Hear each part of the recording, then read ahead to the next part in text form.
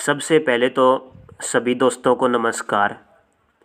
देखो दोस्तों, आप सभी के मन में एक सवाल ज़रूर आया होगा कि हम तो निफ्टी बैंक निफ्टी सेंसेक्स का एनालिसिस करते हैं, तो ये फिर क्रिप्टो मार्केट के अंदर बिटकॉइन का एनालिसिस क्यों कर रहे हैं। इस सवाल का जवाब ये है कि जो ट्रेडिंग है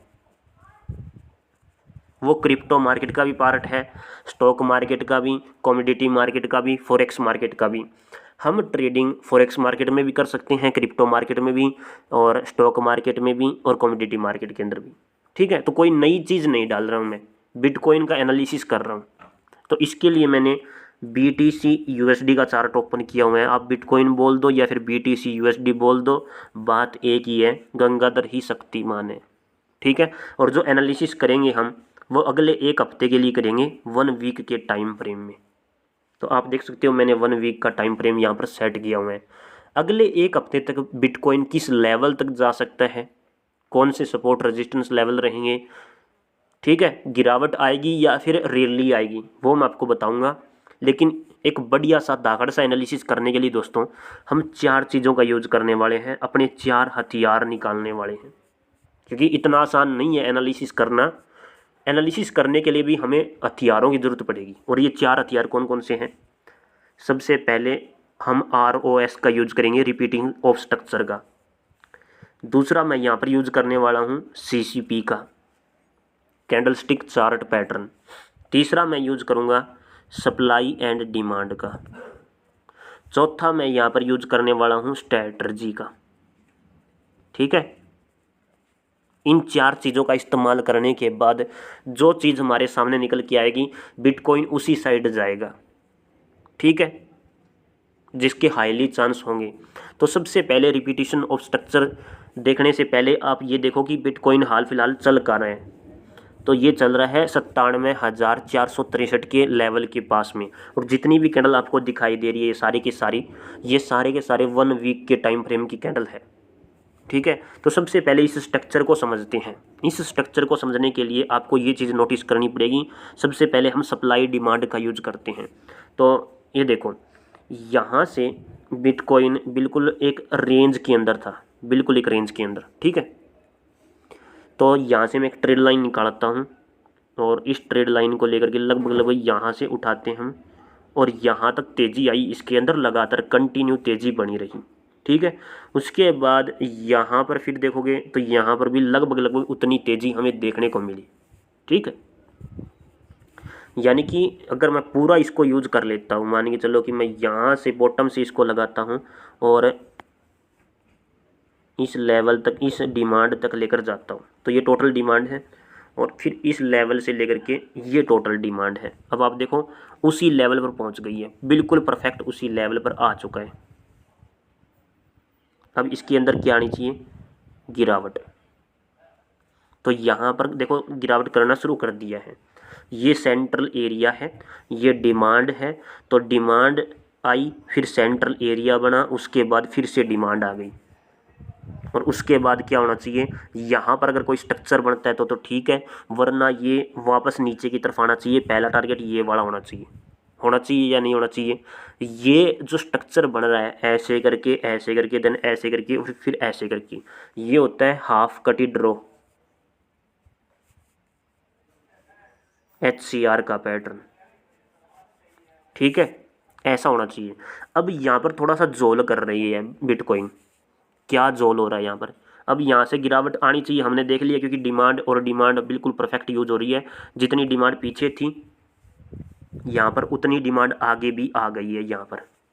उसके बाद अब सप्लाई आनी चाहिए, तो अब देखते हैं सप्लाई कितनी आनी चाहिए। यहाँ पर सप्लाई हम ये वाली यूज कर सकते हैं, यहाँ पर जो स्ट्रक्चर बना हुआ है इसके अंदर की यूज कर सकते हैं यहाँ पर, लेकिन ये नीचे गिरना चाहिए। बट ये साइडवेज क्यों हो रहा है, एक ही रेंज के अंदर अपसाइड मोमेंटम में, डाउन साइड मोमेंटम में क्यों कर रहा है, क्योंकि यहाँ पर अब हम यूज करेंगे repetition of structure, ROS। Repetition of structure का मतलब ये होता है कि जो पहले पैटर्न बन चुका है वही पैटर्न कहीं दोबारा तो नहीं बन रहा। जो यहाँ पर पैटर्न बना है कहीं यही पैटर्न में से कोई पैटर्न निकल के यहाँ पर तो नहीं बन रहा। ये चीज़ नोटिस करने वाले हैं। अब देखो ये स्टॉक, ये बिटकॉइन में ये कैंडल पहले ऊपर की तरफ गई, फिर नीचे गिरी, फिर ऊपर की तरफ गई, फिर नीचे गिरी। तो यहाँ पर एक एम टाइप का पैटर्न डिजाइन हो रहा है। ठीक है, अब यहाँ पर अगर देखोगे नज़दीक में तो ऐसे करके ये ऐसे हुई, देन फिर ऐसे, फिर ऐसे, फिर ऐसे। ये भी एक एम टाइप का, ये डब्ल्यू टाइप का पैटर्न है। तो इसको देखने के लिए हम यूज करेंगे यहाँ पर बार पैटर्न्स का। अब आपको समझ में आ जाएगा कि मामला क्या है। अब ये देखो, ये मैंने उठा लिया बार पैटर्न, इसको मैं मिरर्ड करता हूँ और फ्लिप्ड कर देता हूँ। ठीक है, इसको ऊपर की तरफ लेकर चलते हैं,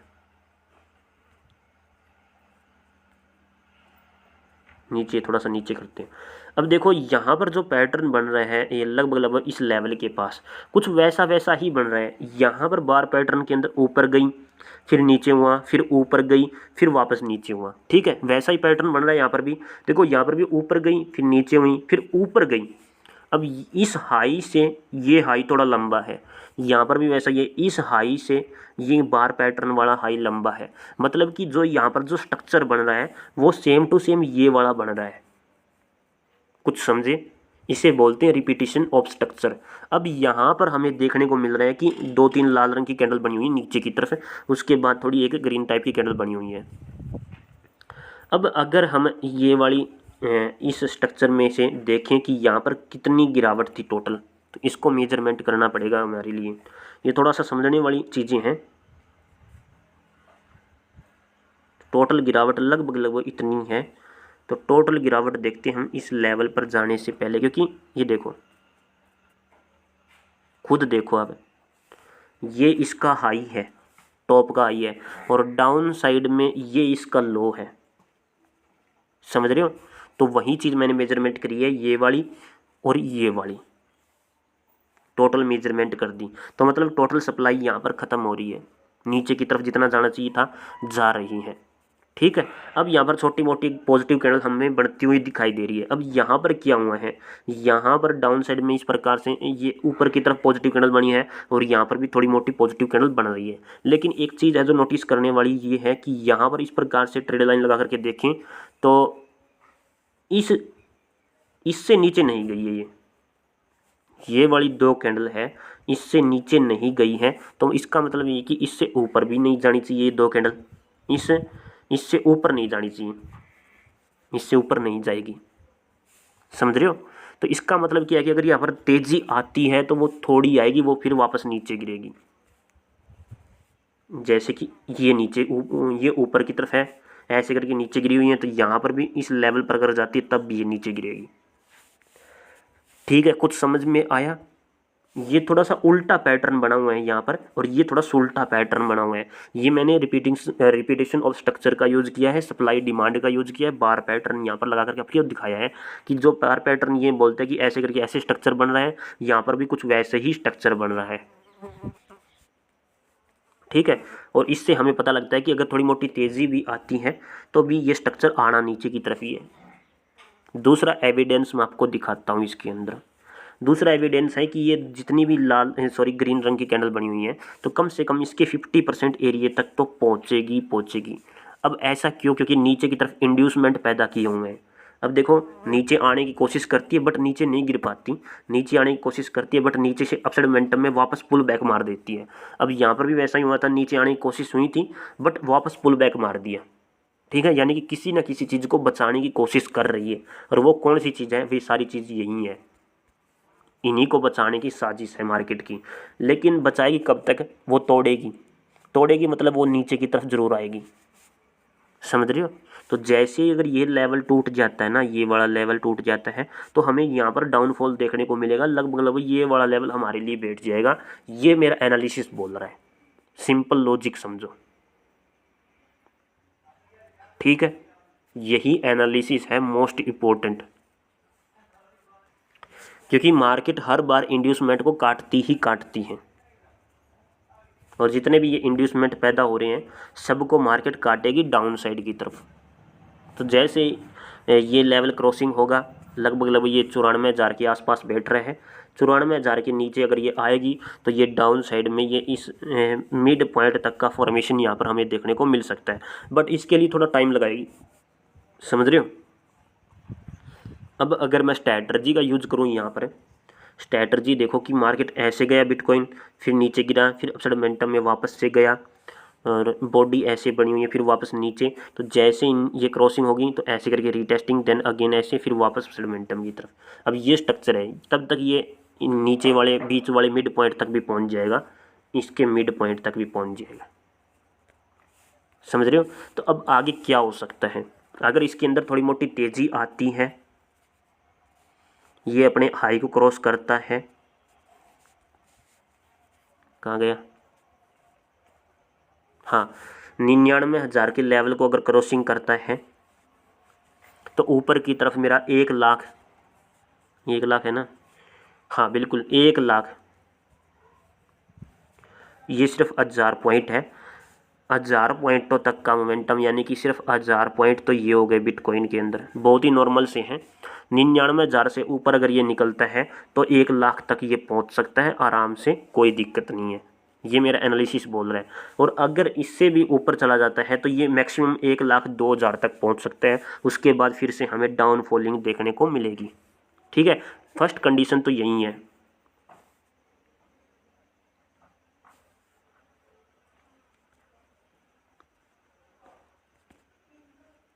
उसके बाद फिर से कंटिन्यू। ठीक है, तो एक तो ये कंडीशन हो सकती है। यार ये क्या हो रहा है, यहाँ पर वो है नहीं जिसका हम यूज कर सकते हैं। ठीक है, तो बहुत बढ़िया तरीके से ये कैंडल बन रही है, और जैसे ही ये अपने लो लेवल को तोड़ दे, यानी कि इस वाले लो लेवल को 96,250 के लो लेवल को तोड़ देता है,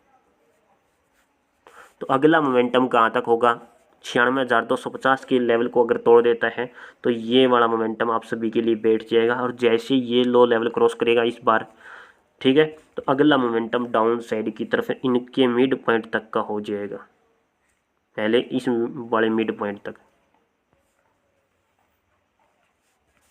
85,000 के आसपास, ऊपर की तरफ 92,500 के आसपास।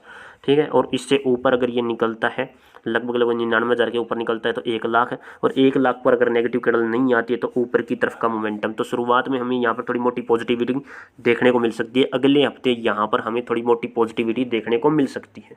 समझ रहे हो, ये मेरा एनालिसिस बोल रहा है। और उसके बाद फिर से गिरावट कंटिन्यू। जी हाँ दोस्तों, क्योंकि पैटर्न तो वही है, गिरावट तो आनी है, देन ऐसे करके ऐसे। अब ये स्ट्रक्चर है, आप देख सकते हो। अब सप्लाई डिमांड के अनुसार देखें तो टोटल डिमांड तो कंप्लीट हो चुकी है, ये वाली डिमांड, ये वाली डिमांड, ये सेंट्रल एरिया, अब यहाँ से डाउनफॉलिंग होनी चाहिए। ठीक है, दूसरी बात, अगर यहाँ पर इस स्ट्रक्चर को देखें तो यहाँ पर टॉप पर एक एम टाइप का पैटर्न बन रहा है, तो वो रीटेस्टिंग करने के लिए थोड़ा ऊपर जाए, देन अगेन डाउन साइड में आए, फिर ऐसे करके डब्ल्यू टाइप का पैटर्न बना दे, क्योंकि तब तक ये इस लेवल को भी क्रॉस कर देगी। तो थोड़ी मोटी तेज़ी हमें यहाँ पर देखने को मिल सकती है, इसमें कोई डाउट नहीं है। देन फिर वापस डाउन साइड की तरफ आए, तो अगले हफ्ते के लिए मेरा यही एनालिसिस है कि थोड़ा मोटा पॉजिटिव चले, ये ऊपर की तरफ जाए, लगभग 1,02,000 के आसपास का मोमेंटम हमें देखने को मिले, पहले 1,00,000 तक का, फिर दूसरा 2,00,000, 1,02,000 तक का। समझ रहे हो, देन फिर गिरावट कंटिन्यू करें। समझ रहे हो, और अभी अगर ये 57,528 के लेवल पर चल रहा है, 1,00,000 तक नहीं जाता है, नहीं पहुंच पाता है, 99,000 था ना ये, हाँ 99,000 तक ये नहीं पहुंच पाता है, गिरावट कंटिन्यू करता है, तो जैसे ही इस लेवल को क्रॉस करेगा फिर ये कंटिन्यू गिरावट के अंदर चल पड़ेगा। ये वाला जो लेवल मैंने अभी आपको बताया है, तो इस लेवल को भी आप नोट करके रखें। ठीक है, तो बहुत बहुत धन्यवाद। ये था मेरा एनालिसिस 1 वीक के टाइम फ्रेम में। ओके, स्ट्रैटर्जी बता दी, सप्लाई डिमांड का यूज़ कर दिया, और प्रॉपर अगर देखें ना, प्रॉपर अच्छे तरीके से देखें तो यहाँ तक का मोमेंटम डाउन साइड की तरफ बैठा हुआ है। अब वो यहाँ पर थोड़ा मोटा टाइम वेस्ट करेगी, कितना टाइम लगाएगी यहाँ तक पहुँचने के लिए, वो मार्केट के हाथ में है, बट यहाँ तक का स्ट्रक्चर बैठा हुआ है। ठीक है, तो वीडियो देखने के लिए आप सभी का बहुत बहुत धन्यवाद। भारत माता की जय दोस्तों, मिलता हूँ नेक्स्ट वीडियो में। जिस भी व्यक्ति विशेष को अगर बिटकॉइन का एनालिसिस पसंद आया है रिपीटेशन ऑफ स्ट्रक्चर समझ में आई है और सप्लाई डिमांड यूज करनी आई है तो चैनल को ज़रूर सब्सक्राइब करें। एक चीज़ और है जो छोटी सी मुझे बतानी है, वो है ये वाली, क्योंकि यहाँ पर एक चीज़ और लग रही है। कैंडल्स को अगर आप देखोगे ना, तो ये वाली कैंडल अगर देखोगे तो लगभग स्पिनिंग टॉप टाइप की कैंडल बनी हुई है। तो ये CCP के अंदर आएगा, कैंडल स्टिक चार्ट पैटर्न। तो ये इसका हाई है, ये इसका लो है। अगर अगली एक कैंडल डायरेक्ट इसके लो को ब्रेक कर दे तो ये नीचे गिर जाता है, और अगर ये हाई को ब्रेक कर दे डायरेक्ट से अपसाइड मोमेंटम में, तो फिर ये ऊपर की तरफ निकल लेता है। ये इसका हाई, ये इसका लो। लेकिन अगर इसके बीच में ही टाइम बिता दे, तो जब ये पहला मूव टाइम बिताने के बाद अगर ये पहला मूव डाउन साइड की तरफ देती है, वो फेक है, वापस अपसाइड मोमेंटम में फिर डन इस प्रकार से। और ऊपर की तरफ अगर पहला मूव देती है टाइम बिताने के बाद, वो फेक होगा, फिर वापस डाउन नीचे की तरफ और फिर वापस अपसाइड मोमेंटम की तरफ, ऐसे करके ये चलेगी फिर ये। ठीक है, समझ रहे हो? तो ये था कैंडल के हिसाब से, और सारी चीज़ों को मिला करके बता दिए मैंने आप सभी को। बहुत बहुत धन्यवाद।